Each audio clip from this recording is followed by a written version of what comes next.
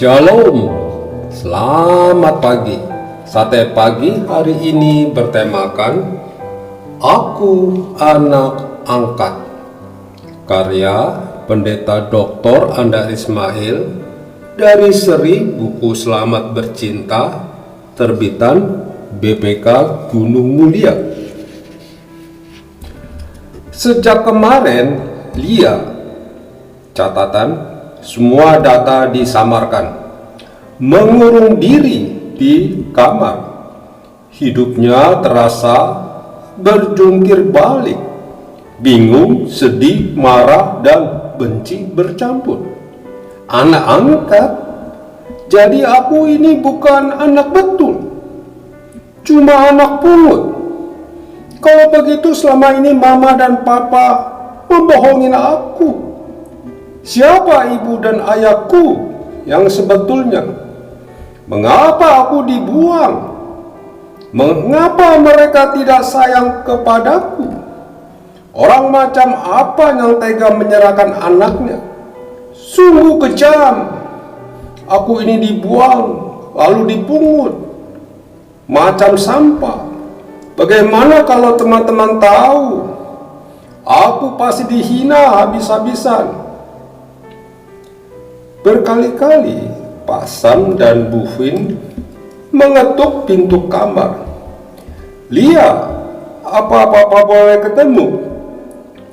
Lia sudah waktunya makan, tetapi Lia terus mengurung diri. Ketegangan itu sedikit demi sedikit mereda, akan tetapi berhari-hari Lia masih bersikap dingin. Akibatnya Pak Sam dan Bu Fin jadi tertekan, padahal semula hubungan mereka begitu hangat dan erat. Apakah barangkali Pak Sam dan Bu Fin salah ucap ketika memberitahukan soal adopsi ini? Tidak, mereka telah menyiapkan hal ini sejauh hari di muka. Mereka memilih kata-kata bijak. Mereka menyampaikannya dalam suasana ulang tahun yang akrab. Sama seperti tahun-tahun sebelumnya. Kemarin mereka bertiga merayakan ulang tahun Lia. Sederhana namun meriah. Lalu Lia berkata, biasanya papa atau mama yang berdoa, tetapi sekarang aku sudah berumur 12 tahun. Biarlah akunya berdoa. Seusai doa, mereka bertiga berpelukan mesra. Lia duduk di apit. Lia, kamu lihat sendiri. Tiap hari papa dan mama sayang kepadamu. Waktu masih bayi kamu disayang, seterusnya kamu akan disayang. Sekarang kamu sudah besar dan mengerti banyak hal. Kamu berhak mengetahui bahwa sebetulnya papa dan mama bukan ayah ibu dan kandungmu. Ibu kandungmu tinggal jauh dari sini. Lia terhenyak dan pucat. Ia melepaskan diri dari apitan. Tanpa sepatah kata pun ia pindah kursi. Lama sekali ia terdiam. Pikirannya melayang. Ia meneteskan air mata. Lalu ia lari ke kamar. Apa yang terjadi? Lia terguncang pikirannya. Ia sudah mengerti beberapa aspek mengenai adopsi. Tiba-tiba kini ia dihadapkan kenyataan bahwa dirinya sendiri adalah anak adopsi. Lia akan lebih terguncang lagi jika seandainya ia mendengar hal ini dari pihak ketiga. Sebaiknya, pada usia berapa kita memberitahukan seorang anak bahwa ia anak angkat? Mengenai hal ini ada dua pendapat. Kelompok pedagog atau psikolog yang pertama berpendapat usia yang tepat adalah kalau anak sudah mengerti segala implikasi adopsi. Mereka berpendapat usia yang tepat adalah 12 tahun atau lebih. Bahkan ada yang pilih usia 18 tahun dengan alasan bahwa anak sudah mengerti aspek legal yang menjamin hak anak adopsi. Sebaliknya, kelompok pedagog atau psikolog yang kedua berpendapat sedini mungkin, yaitu usia 2, 3, atau 4 tahun. Mereka berpendapat bahwa justru karena belum memahami implikasi adopsi, maka anak bisa menerima pemberitahuan ini tanpa guncangan. Saya termasuk kelompok yang kedua. Menurut saya, kita memberitahukan hal adopsi selagi anak masih naif atau lugu, supaya ia tidak terguncang sebab ia cepat puas dengan data yang sederhana. Keluguan ini sejajar dengan pemberitahuan tentang seks. Anak usia dini bertanya, "Mama, dari mana datang adik?" Kita tidak menunggu sampai anak ini berusia remaja dan mengerti anatomi seks. Kita cukup menjawab, "Dari perut mama." Ia sudah puas dengan jawab itu. Begitu juga tentang adopsi anak. Ia bertanya, "Mama, apa aku keluar dari perut mama?" Kita menjawab, "Semua anak keluar dari perut seorang ibu. Kamu juga. Tetapi kamu bukan keluar dari perut mama, melainkan dari perut seorang ibu yang lain." Anak berusia dini tidak terguncang mendengar hal itu. Sikapnya biasa-biasa saja karena ia belum mengerti duduk perkaranya. Keesokan harinya anak itu bertanya lagi, "Kalau aku bukan keluar dari perut mama, apa aku keluar dari perut oma?" Ia sudah cukup puas jika kita menjawab, "Bukan, kamu keluar dari perut seorang ibu yang belum pernah kamu lihat. Ibu itu sayang kepadamu, sama seperti mama atau oma sayang kepadamu." Begitulah anak ini sejak usia dini sudah terbiasa mengetahui bahwa ia seorang teradopsi. Berita bahwa dirinya diadopsi didengarnya sebagai kejadian sehari-hari. Itu ibarat riak-riak gelombang kecil yang sehari-hari terjadi di pantai. Berbeda halnya dengan gelombang tsunami yang tiba-tiba besar sehingga mengguncangkannya. Ada sejumlah faktor yang perlu dipertimbangkan tentang adopsi, baik faktor dalam diri pengadopsi, faktor dalam diri teradopsi, maupun faktor lingkungan sekitar. Mungkin pengadopsi mempunyai perasaan kurang percaya diri. Mungkin ada semacam perasaan minder bahwa kita tidak bisa punya kandungan. Mungkin juga kita merasa tidak diberkati oleh Tuhan. Padahal perasaan-perasaan itu tidak perlu ada sebab ciptaan Allah bersifat majemuk. Tiap orang terlahir berbeda. Ada yang menikah, ada yang tidak. Ada yang punya anak, ada yang tidak. Mungkin pula kita khawatir kalau kelak kita dicueki oleh anak angkat. Padahal banyak anak kandung pun bersikap cuek. Sebaiknya banyak anak angkat yang terus merawat ayah dan ibu angkatnya sampai renta. Masih dalam kaitan itu, jika berniat mengadopsi, kita perlu mawas diri apakah kita berkomitmen untuk mendidik dan memelihara anak itu secara konsisten. Juga masih terkait dengan itu, anak adopsi cenderung beranggapan bahwa ia tidak diinginkan atau tidak disukai sehingga dulu ia dibuang. Akibatnya, citra dirinya terhambat. Kita bisa menolong pertumbuhan itu dengan sebanyak mungkin melibatkan dia dalam peran kepemimpinan, mempercayakan tanggung jawab, dan memuji tiap prakarsa serta kinerjanya. Ia perlu mendapat kesan bahwa ia merupakan bagian yang tak terpisahkan dari kita. Semua pertanyaan anak tentang orang tua kandungnya perlu kita jawab secara jujur dan jelas. Jangan sekali-sekali menjelekkan orang tua kandungannya, sebab hal itu akan menambah prasangka. Kita bisa berkata, orang tua kandungmu sedih ketika menyerahkan kamu.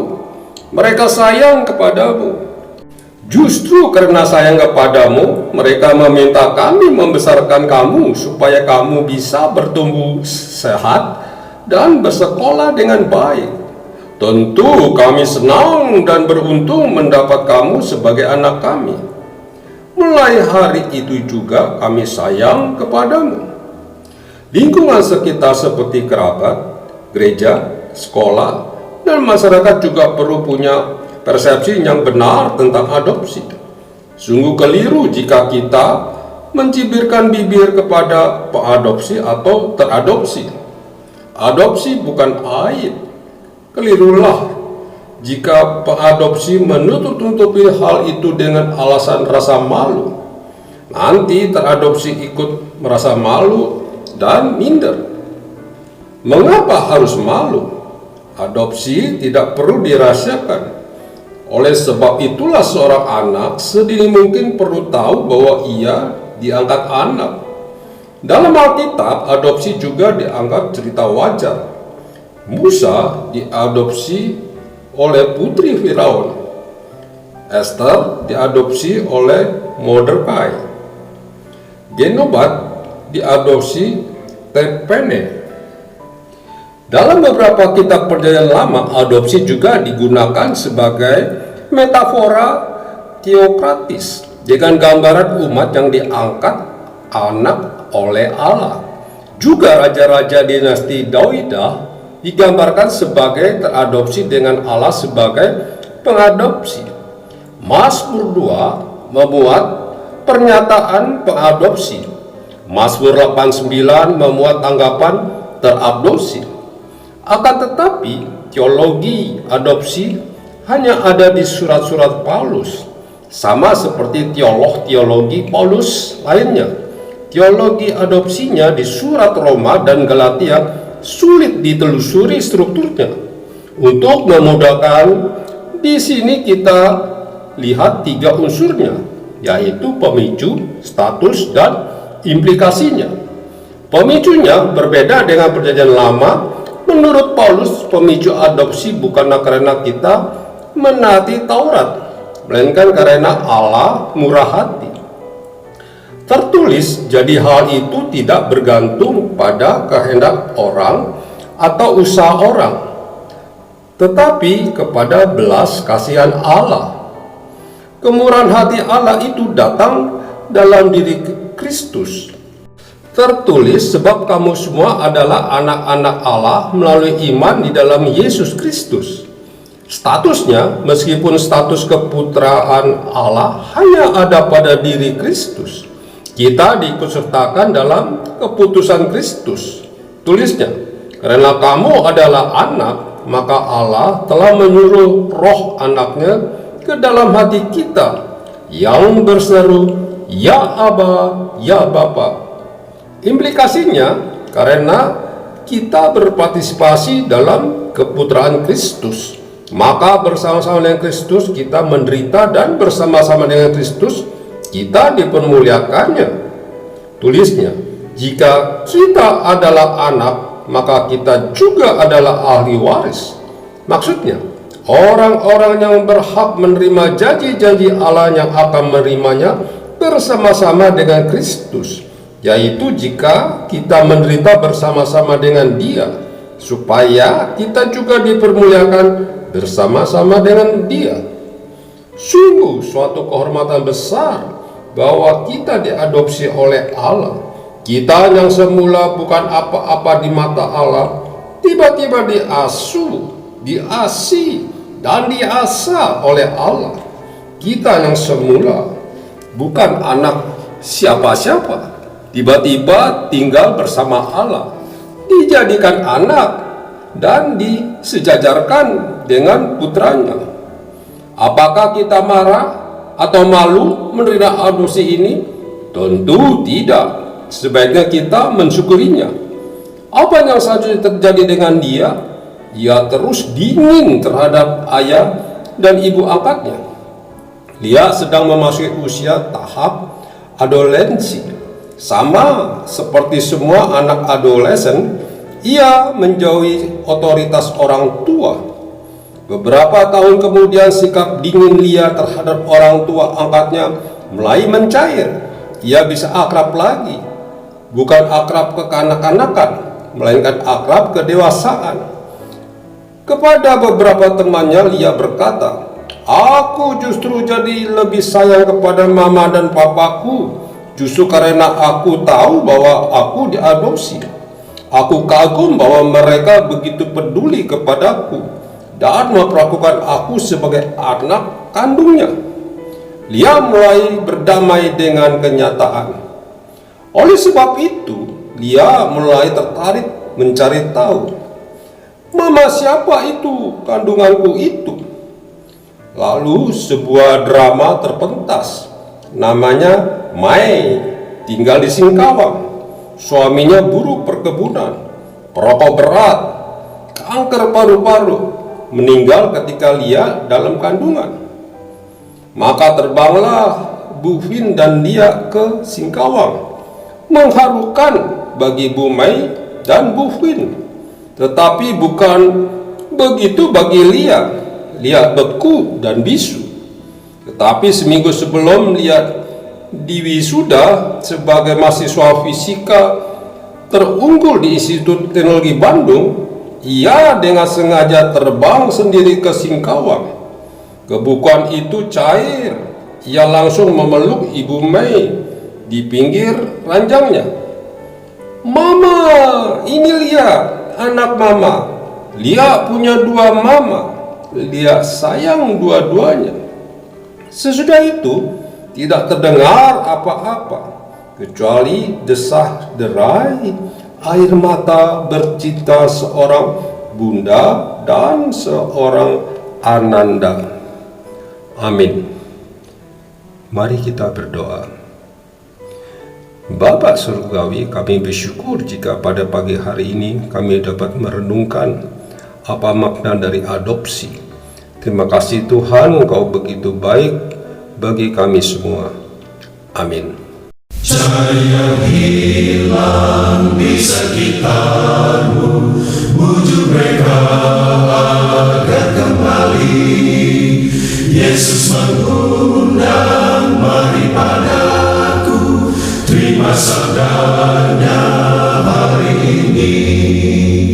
Pergi jauh ke atas gunung, bawa pulang yang tersesat dalam pangkuan penebusan. Dia disalib, kita selamat.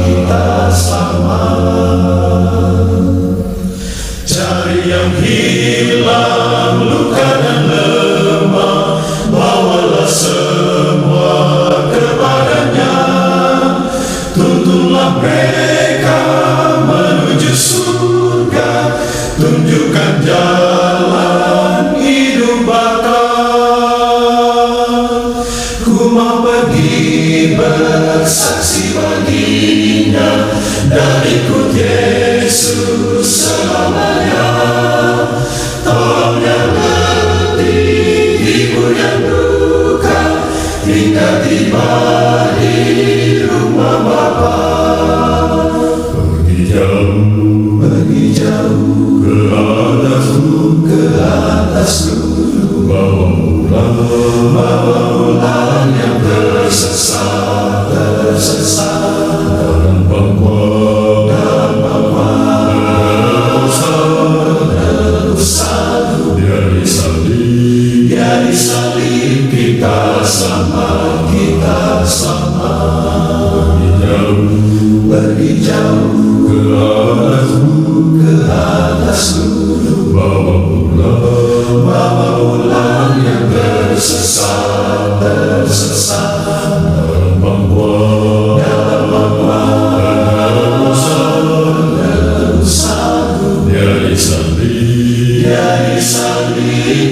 kita sama, kita sama.